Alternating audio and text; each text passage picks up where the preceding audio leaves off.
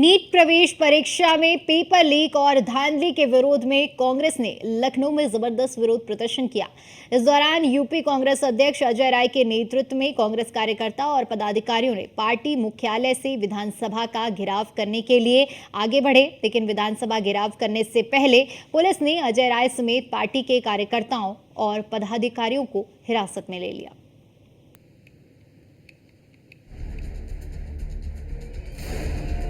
Paper leak पर सियासत शुरू। योगी सरकार को घेरने में जुटा विपक्ष। परीक्षा में धांधली के खिलाफ कांग्रेस का प्रदर्शन। कांग्रेस ने सरकार की मंशा पर खड़े किए सवाल।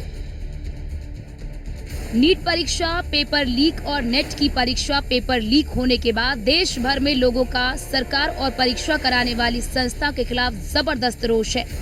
इस रोष का सियासी फायदा उठाने के लिए राजनीतिक दल मैदान में कूद गए हैं। कांग्रेस इस मौके को एक सियासी अवसर के रूप में देख रही है। कांग्रेस लंबे समय से यूपी की सियासत से बाहर है। उसे चुनावी नया पार लगाने के लिए हमेशा से क्षेत्रीय दलों पर निर्भर रहना पड़ता है, जिसकी वजह से उसे कई बार छोटे और क्षेत्रीय दलों की ऐसी शर्तों को मानना पड़ता है जो कांग्रेस के लिए राजनीतिक रूप से उपयोगी नहीं है। कांग्रेस अब पेपर लीक मुद्दे के जरिए जनता में, विशेषकर युवाओं में पैठ बनाने में जुट गई है। कांग्रेस इस मुद्दे पर कितना गंभीर है, इसे लखनऊ में कांग्रेस के विरोध प्रदर्शन में देखा जा सकता है। उत्तर प्रदेश कांग्रेस अध्यक्ष अजय राय के नेतृत्व में लखनऊ में यूजीसी नेट और नीट यूजी परीक्षा में कथित पेपर लीक को लेकर कांग्रेस ने जोरदार प्रदर्शन किया। वहीं इस प्रदर्शन के दौरान विधानसभा घेरने जा रहे प्रदर्शनकारियों और पुलिस के बीच झड़प हो गई। इस दौरान कांग्रेसियों ने सड़क पर लगी बैरिकेडिंग को तोड़ने की कोशिश की, जिससे कांग्रेस कार्यकर्ता भड़क गए और बैरिकेडिंग पर चढ़ गए और पुलिस से धक्का मुक्की करने लगे। अजय राय भी बैरिकेडिंग कूदकर आगे बढ़े तो पुलिस ने पकड़ लिया। उनकी पुलिस से झड़प हो गई। पुलिस ने उन्हें धक्का देकर बैरिकेडिंग के पार कर दिया। प्रदर्शन उग्र होता देख पुलिस ने अजय राय के साथ करीब 100 कार्यकर्ताओं को हिरासत में ले लिया। इस दौरान कांग्रेस ने सरकार को आड़े हाथ लेते हुए कहा कि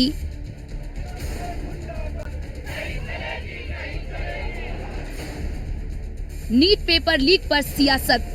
नीट और यूजीसी नेट पेपर लीक मामले में शिक्षा मंत्री धर्मेंद्र प्रधान को इस्तीफा देना चाहिए। पेपर लीक से पूरी शिक्षा व्यवस्था ध्वस्त हो गई है। सरकार लाखों छात्रों के भविष्य के साथ खिलवाड़ कर रही है। कांग्रेस ने सरकार की मंशा पर खड़े किए सवाल। सरकार पेपर लीक रोकने में नाकाम साबित हो रही। एजुकेशन सिस्टम पर बीजेपी का कब्जा। सिस्टम जब तक बीजेपी के कब्जे से मुक्त नहीं होगा तब तक ये चलता रहेगा। ये भ्रष्टाचार का सबसे बड़ा मामला है। ये सिर्फ एक पेपर लीक हो गया, ठीक है, हमने रद्द कर दिया, पेपर दोबारा करा देंगे, नहीं। ये 30-40 लाख बच्चे जो मेडिकल की भर्ती की तैयारियों में थे, उनके भविष्य के साथ खिलवाड़ हुआ है। मात्र 1 लाख भर्ती निकलती है और 30-35 लाख बच्चे पेपर में बैठते हैं। तो होना तो ये चाहिए कि 1 लाख नहीं, 30-35 लाख होने चाहिए। अब बात यह है कि इन बच्चों के भविष्य के साथ खून खेल रहा है, और बच्चों का भविष्य नहीं है, ये देश का भविष्य है। कितने अस्पतालों में गरीब इलाज कराने के इंतजार में है, क्योंकि डॉक्टर भरपूर नहीं है, अस्पताल नहीं है, फैसिलिटी नहीं है। और ये पूरी प्रक्रिया को एक किसी आदमी के लालच, धन के लालच ने, पैसे के लालच में इतना अंधा कर दिया, और सत्ता उसके साथ खड़ी दिख रही है, जो कहती है कि नहीं, ऐसा कुछ हुआ ही नहीं है। गिरफ्तारियां हो रही हैं, FIR हो रही हैं, और पूरी एक तार जुड़े हुए हैं। हम देश के युवाओं के साथ, देश के भविष्य के साथ जो है बिल्कुल खिलवाड़ नहीं होने देंगे। और ये बहुत बड़ी एक भ्रष्टाचार है, जिसकी जांच जो है JPC द्वारा मांग की है, वो होनी चाहिए।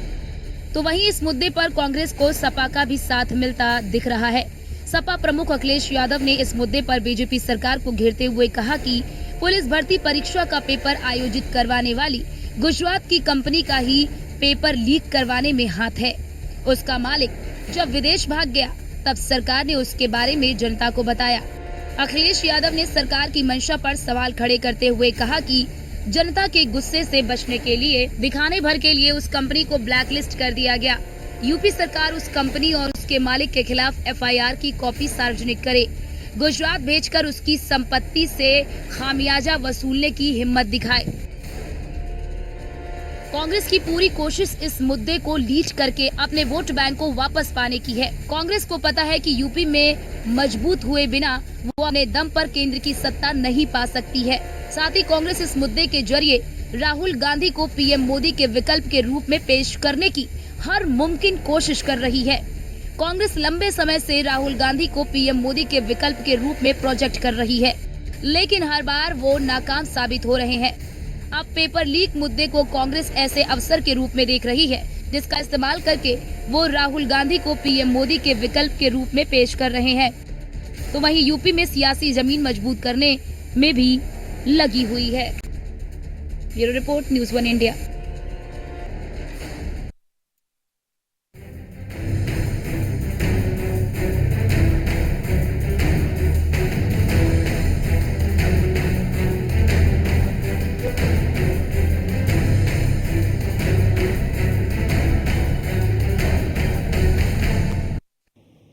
यूपी में होने वाले उपचुनाव से ठीक पहले अलीगढ़ सुलग उठा है।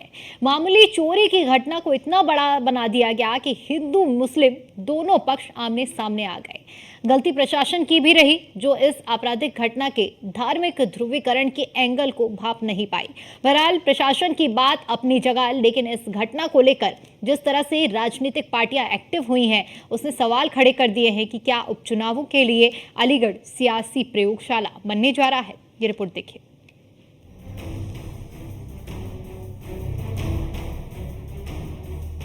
मामूली घटना को बड़ा किसने बनाया? आपराधिक घटना पर किसने की ध्रुवीकरण की कोशिश? अलीगढ़ को सियासी प्रयोगशाला बनाने की तैयारी। अलीगढ़ कहानी अभी बाकी है। तस्वीरें अलीगढ़ के सरकारी अस्पताल की हैं, जहां कथित तौर पर चोरी की कोशिश के दौरान लोगों की पिटाई से घायल औरंगजेब का पोस्टमार्टम होना था। इस दौरान पहुंचे समाजवादी पार्टी और बीएसपी के कार्यकर्ताओं ने जमकर हंगामा किया। जैसे तैसे पोस्टमार्टम हुआ, लेकिन बाद में जो कुछ हुआ वो चौंका देने वाला था। माहौल अचानक ही बदलने लगा। तनाव की बू साफ साफ महसूस होने लगी, खासकर समाजवादी पार्टी के नेताओं के बयान के बाद, जिसमें कहा गया कि औरंगजेब के साथ मॉब लिंचिंग हुई है। खैर, आपको पहले बताते हैं कि आखिर अलीगढ़ में हुआ क्या। घटना मंगलवार देर रात मामू भांजा मोहल्ले की है, जहां के मुकेश चंद्र मित्तल के घर में घुसते हुए एक युवक पकड़ा गया। उसे देखकर कुछ लोगों ने शोर मचाया, जिसके बाद कई लोग जुट गए। मौके पर पहुंचे लोगों ने लाठी डंडों से पीटना शुरू किया। बेहोश युवक को पुलिस ने अस्पताल पहुंचाया, जब उसकी मौत हो गई। मौत के बाद जमकर हंगामा हुआ तो पुलिस ने 4 लोगों को गिरफ्तार कर लिया। गिरफ्तारी के बाद हिंदू संगठनों और व्यापारियों और शहर के कई हिस्सों को बंद करा दिया। इस बीच एफआईआर में हिंसा शब्द का जिक्र होने की बात सामने आई, जिसके बाद माहौल और ज्यादा खराब हो गया। मामले में बीजेपी और हिंदू संगठनों के अलग अलग सुर हैं, तो सपा बसपा और आजाद समाज पार्टी के अलग सुर हैं। हैरानी की बात तो ये है कि इस पूरी घटना पर बीएसपी ने जिस तरह से आक्रोश दिखाया, उससे सवाल उठने लगे हैं। क्या बीएसपी इस घटना के सहारे खुद को खड़ा करने की कोशिश कर रही है? ऐसे वक्त में जबकि अमूमन उपचुनाव न लड़ने वाली बीएसपी इस बार उपचुनाव में उतरने का ऐलान कर चुकी है। ऐसे में सवाल उठता है कि क्या अलीगढ़ मुद्दे को लेकर ध्रुवीकरण की कोशिश हो रही है? क्या आपराधिक घटना का जानबूझकर ध्रुवीकरण किया जा रहा है? चोरी के शक में पकड़े जाने वाले कथित युवक का धर्म आगे क्यों कर दिया गया? सपा बसपा और आजाद समाज पार्टी की ओर से मॉब लिंचिंग वाली बात पर जोर क्यों? क्या उपचुनाव से पहले माहौल को सुलगाने की कोशिश की जा रही है?